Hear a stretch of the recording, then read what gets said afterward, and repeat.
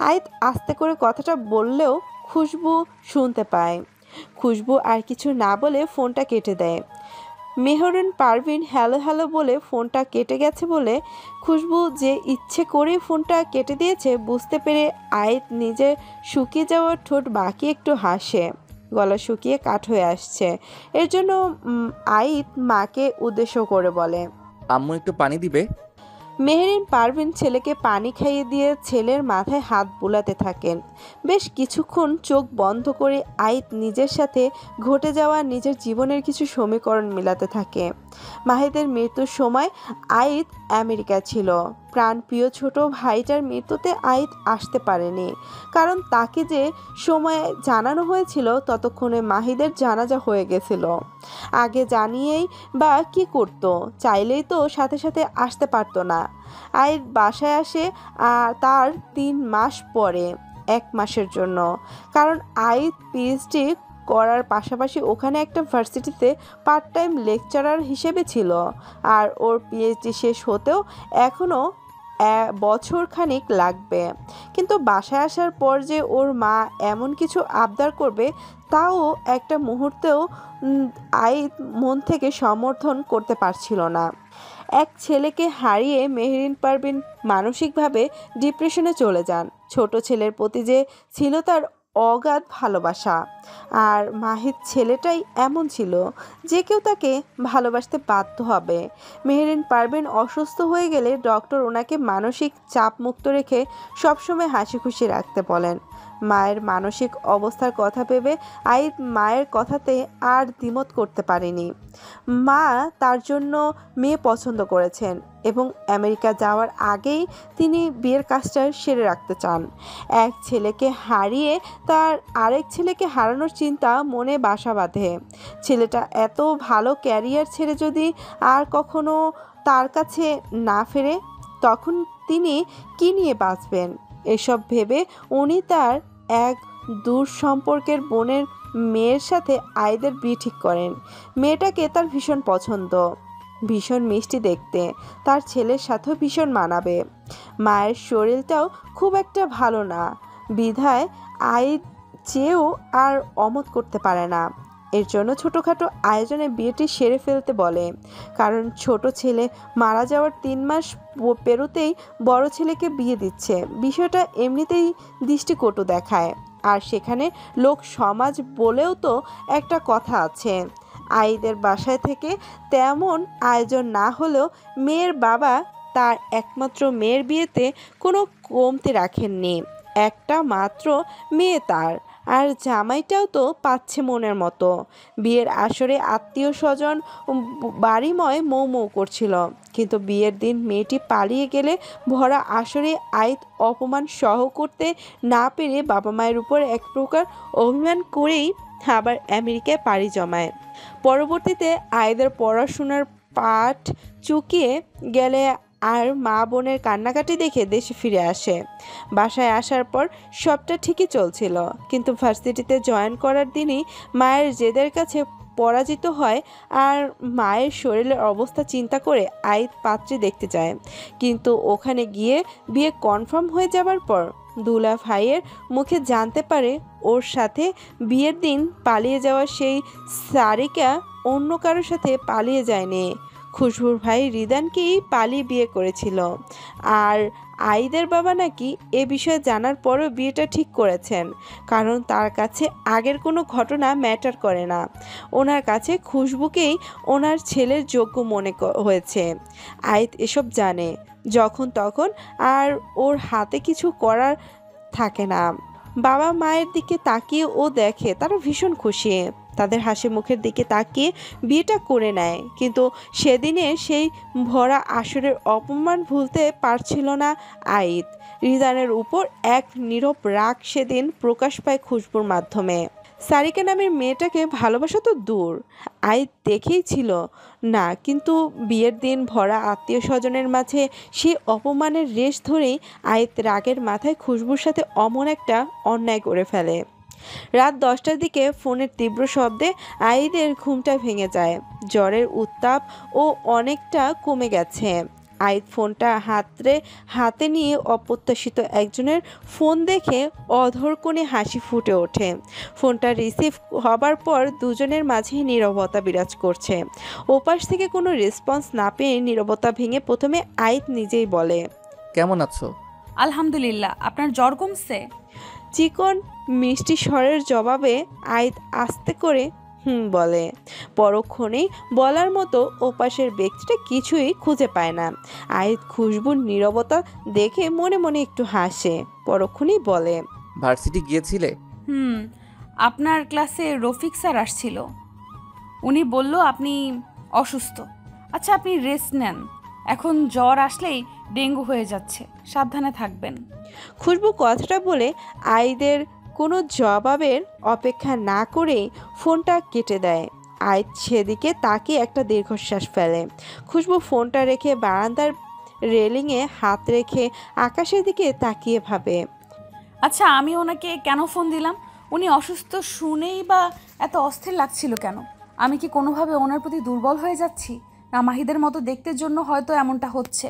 মাহিদার উনি সম্পূর্ণ বিপরীত একজন মানুষ। মাহিদের সাথে ওনার কোনো তুলনা হয় না। উনি যেটা আমার সাথে করছে, না আর ভাবতে ইচ্ছে করছে না। পরের দিন ভার্সিটির ক্যাম্পাসে বসে বন্যা খুশবুকে বলছে, দোস্ত, তোর ভাইটা এমন কেন? আমাকে একটুও পাত্তা দেয় না। তুই জানিস মেসেঞ্জারে না হলেও 100টা সালাম দিয়ে রাখছি, তাও সিন পর্যন্ত করেনি। কতটা বিনয়ের সহিত সালাম প্রদান করি যাতে তার উত্তরটা অন্তত দেয়, কিন্তু তাও দেয় না। ভাবছি এবার এমন কিছু দেবো যাতে রেগে গিয়ে রিপ্লাই দেয়। বলতে বলতে একটা মেসেজ টাইপ করে সেন্ড করে দেয় রিদান তালুকদারের আইডিতে। খুশবুর পাশ থেকে মেসেজটা দেখতেই চোখ বড় বড় করে ফেলে।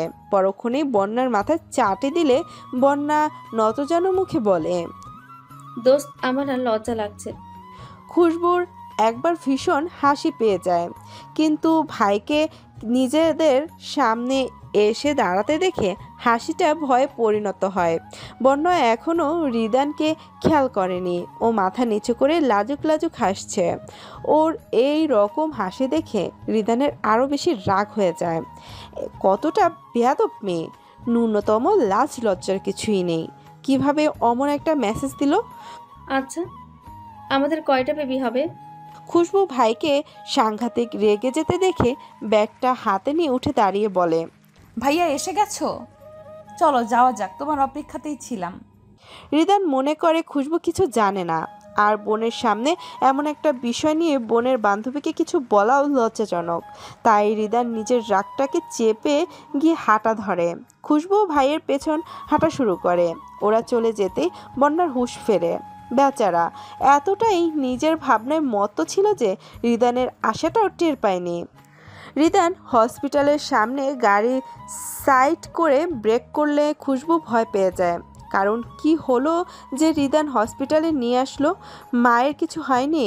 সেদিনের পর থেকে এই দুদিন তো প্রয়োজন ছাড়া কোনো কারো সাথেই কথা বলে না, নিজেকে সবসময় গুটিয়ে রাখে।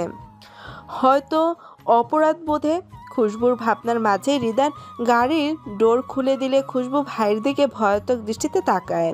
রিদান কিছু না বলে বোনের হাত ধরে ভিতরে যায়।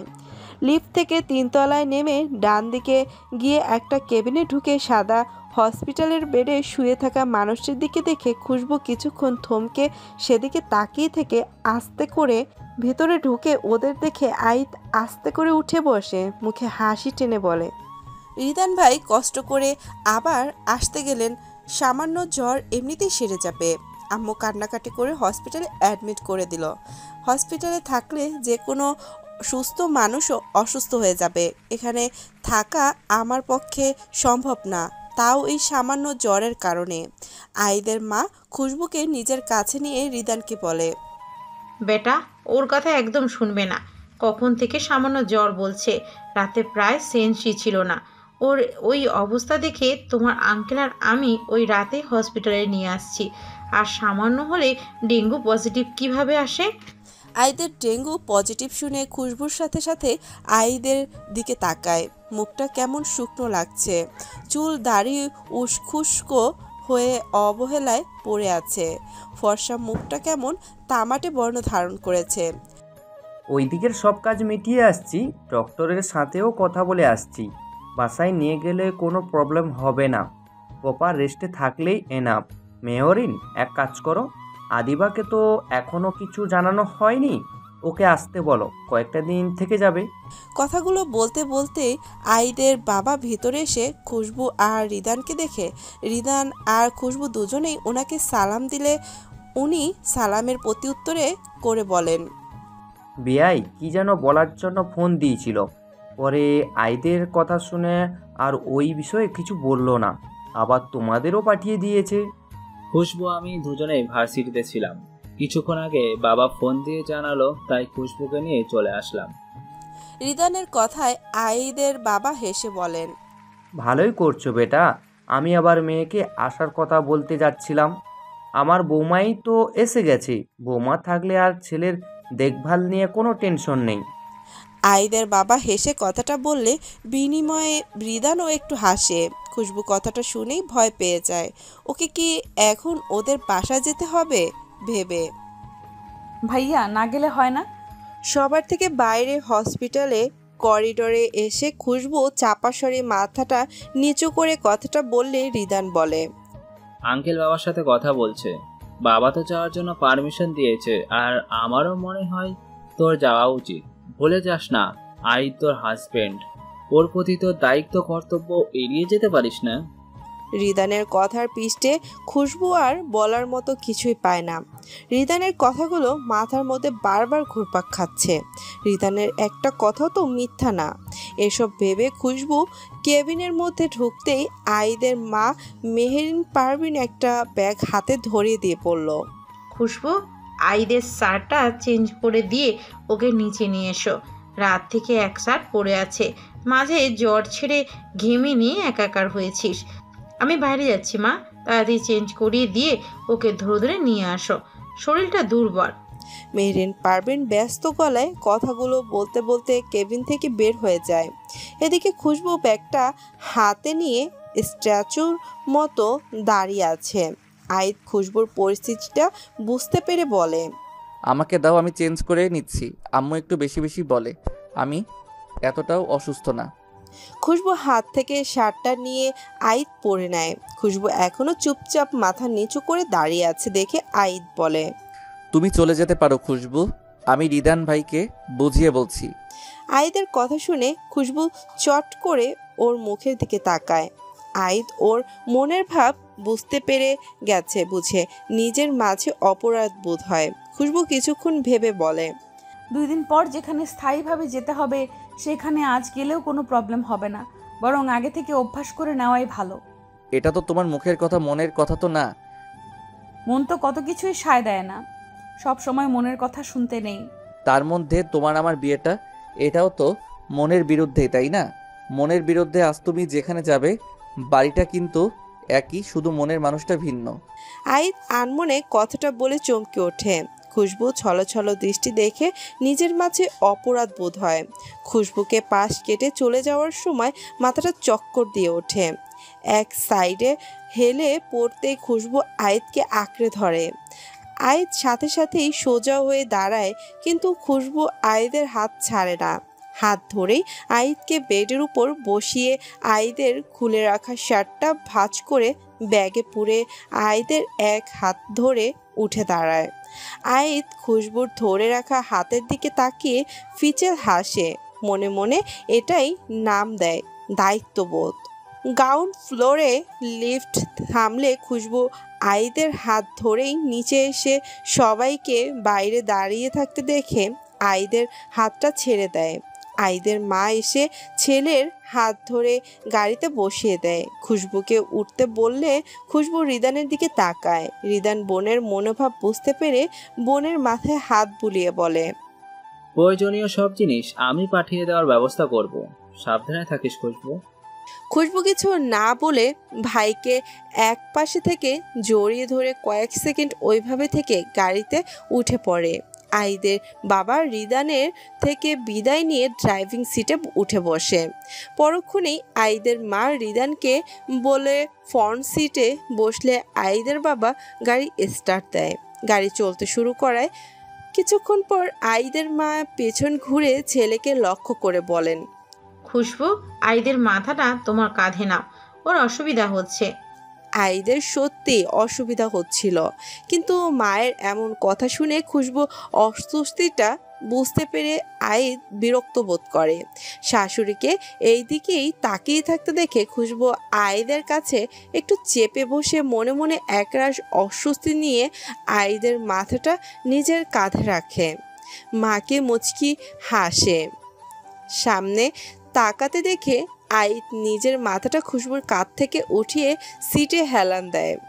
একটা ডুপ্লেক্স বাড়ির সামনে গাড়িটা এসে থামে। গাড়ি থেকে নেমে খুশবু আশেপাশে তাকিয়ে একটা ফুলে ফুলে সজ্জিত সুবিশাল গার্ডেন এরিয়ায় ব্যস্ত চোখে পরখ করতে থাকে।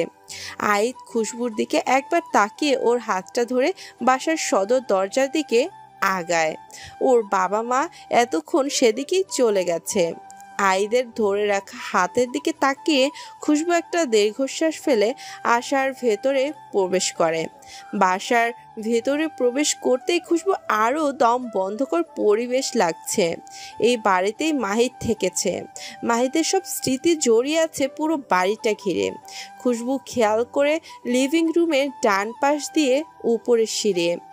আইদের বাবা মাকে দেখে খুশবুর হাতটা ছেড়ে উপরে উঠে যায়। কিছুক্ষণের মাঝেই খুশবুর শাশুড়ি তাকে আইদের রুমে দিয়ে যায়। খুশবুর রুমটার চারদিকে তাকিয়ে দেখে সুবিশাল রুমটিতে আসবাবপত্রের কোনো অভাব নেই। সব কিছু পরিপাটি করে সাজানো গোছানো থাকলেও রুমের মাঝ বরাবর বেডের অবস্থা বেহাল দেখে খুশবু নিজেই সেটি গোছাতে থাকে। শাশুড়ি তাকে ফ্রেশ হতে বলে নিজেই কাজের ব্যস্ততা দেখিয়ে বের হয়ে গেছে। ওয়াশরুমের দরজা খোলার শব্দে খুশবু সেদিকে তাকিয়ে আইতকে একবার শাওয়ার নিয়ে চেঞ্জ করে বের হতে দেখে ওর থেকে চোখ ফিরিয়ে নেয়। আইত টাওয়ালটা বারান্দায় নাড়া দিয়ে এসে বিনা শব্দে বেডের একপাশে শুয়ে পড়ে। চোখ জ্বালা করছে, তাকিয়ে থাকা দায় হয়ে যাচ্ছে। আবার জ্বরের ভাব দেখে আইত ব্ল্যাঙ্কেটটা গায়ের উপর নিয়ে চোখ বন্ধ করে নেয়। তার বেশ খানিকটা পাশেই খুশবু চুপচাপ বসে আছে। ফ্রেশ হয়ে নিতে পারো। আইত চোখ বন্ধ করা অবস্থাতেই দুর্বল গলায় কথাটি বলে। খুশবু কিছু না বলে উঠে যেতে লাগলে আইত বলে, কাবার্ডে তোমার কিছু ড্রেস থাকতে পারে, আপু মেবি কিনে রাখছিল, ওখানে থাকার কথা, একটু খুঁজে দেখলেই পেয়ে যাবে।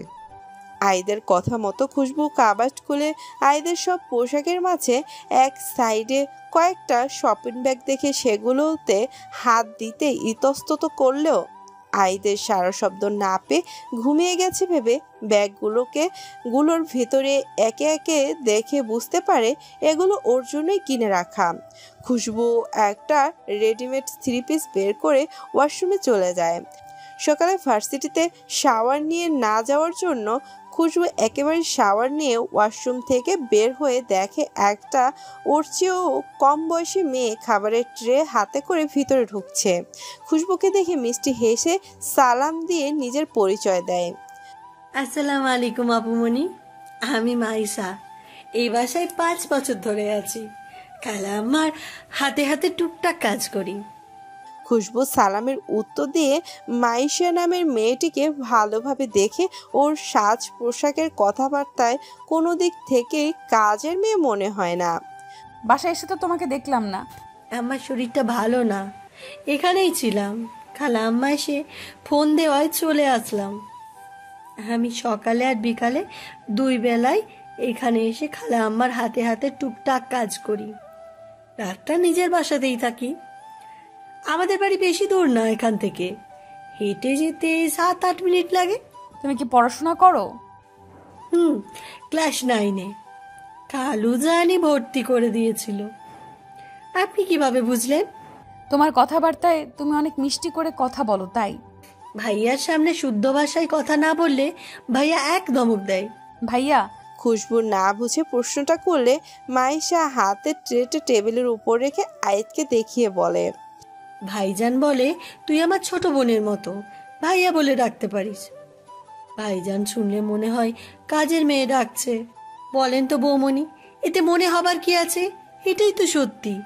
কিন্তু জানেন, এ বাসার সবাই অনেক ভালো, সবাই আমাকে তাদের বাসারই একজন মনে করে। আমারও সবাইকে অনেক আপন মনে হয়। খুশবু কিছু না বলে আইদের দিকে এক পলক তাকিয়ে মুচকি হাসে। আপনি অনেক সুন্দর দেখতে, ভাইয়ার সাথে খুব মানিয়েছে। মাইশার কথা শুনে খুশবু চমকে ওঠে, কিছুটা লজ্জাও পেয়ে যায়। মাইশা বলে, খালাম্মা আপনাদের খাবার পাঠাইছে, খেয়ে নেন, আর ভাইয়া উঠলে খাইয়ে দিয়েন। বৌমনি খেয়ে নিয়েন কিন্তু, না হলে খালাম্মা আমাকে বকাবকি করবে।